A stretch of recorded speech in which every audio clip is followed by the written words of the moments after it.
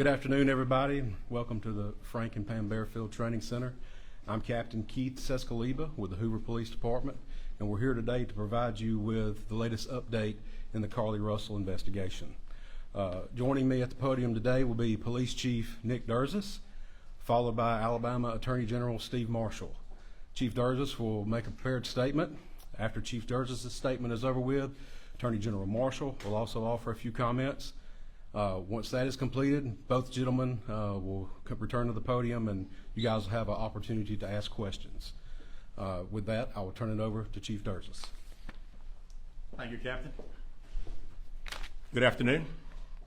Earlier today, Hoover Police detectives obtained warrants for the arrest of Carlee Russell through the Hoover Municipal Court for her actions related to faking her kidnapping and subsequently making false statements to detectives as they investigated this case. Her decisions that night created panic and alarm for the citizens of our city and even across the nation as the concern grew that a kidnapper was on the loose using a small child as bait. Numerous law enforcement agencies, both local and federal, began working tirelessly not only to bring Carlee home to her family, but locate a kidnapper that we know now never existed.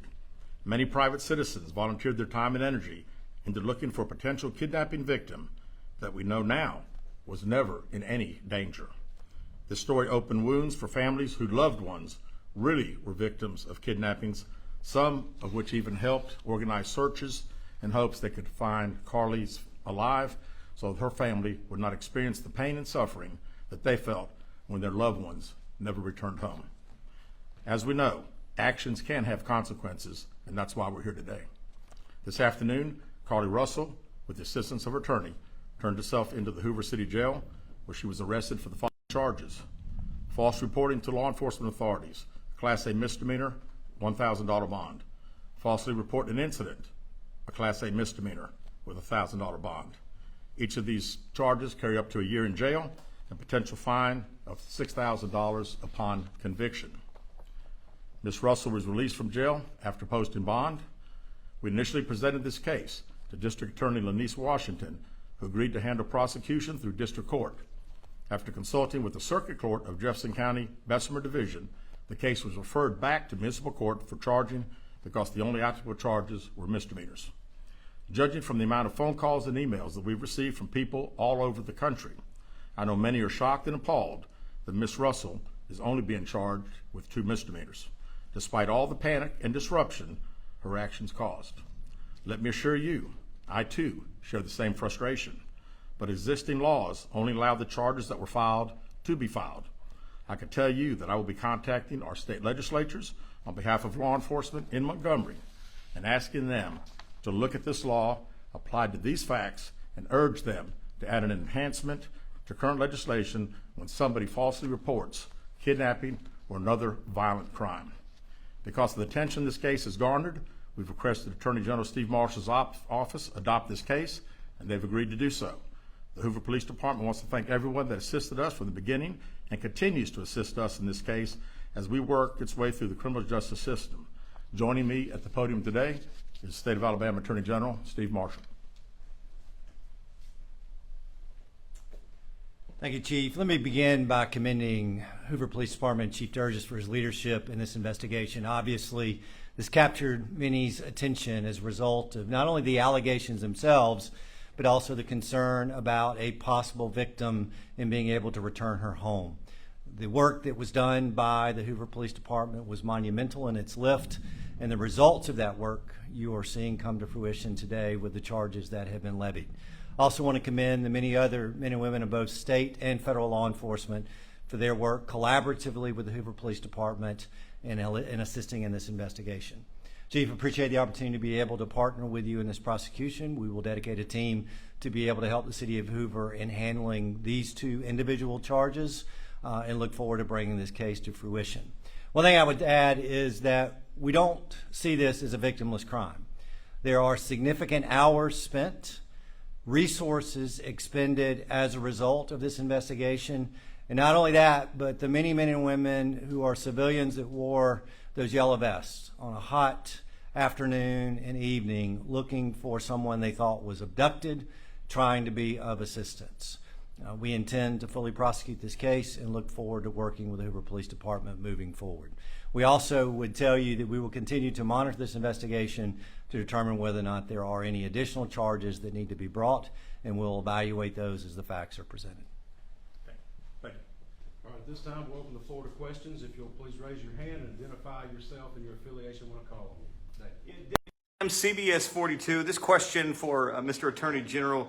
What is it about this case to the level to where it was a case that you wanted to take on and be involved in? We handle cases across the state. We have jurisdiction throughout for both misdemeanors and felonies, and when Chief Durgis asked for our assistance, we were more than happy to be able to assist. Is it common for you all to be involved in misdemeanors like a case like this? It's not uncommon. Right here. Keith Mims, WAGG 610, 100.1 FM, Summit Media. Chief, this question is for you. Yes. What time was Carlee arrested with her attorney, and has she made bail? She has. She was processed in our facility within the past hour. Do you expect any charges to be forthcoming with her parents, or is this just all on Carlee at this point? At this point, and again, I think anything is, all as the Attorney General said, their team will also be searching through our files, and we'll find out what they say. Carol. Carol Robinson with AL.com. Have you, since we spoke last in the press conference, been able to retrace where she was during the 49 hours she was missing, and have you determined if she was with anyone else during that time? We have not found anything out on either one of your two questions. Right here. Valerie Bell, ABC 3340 News. Has there been any decision about a possible civil suit against Carlee and or her family? Also, what impact would this have on Hoover Police Department filing a suit have on the criminal case as well? Yeah, we have not discussed that. Of course, we talked about the hours of overtime and all the significant resources that we used. And we'll certainly be talking to the Attorney General's office about possibly getting some of those funds returned to us.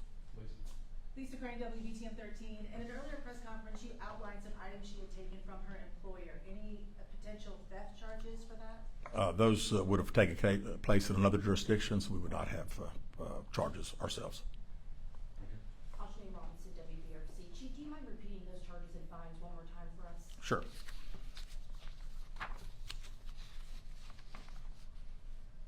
False reporting to law enforcement authorities, Class A misdemeanor with $1,000 bond.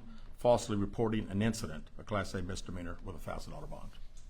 Chief, I know you mentioned this the last time we were together. Just wondering if you have any update on an idea of the cost that the Hoover Police Department expended in those 48, 49 hours Carlee Russell was missing. And one final question, do you at this point have any more information if Carlee Russell acted alone or anyone helped her?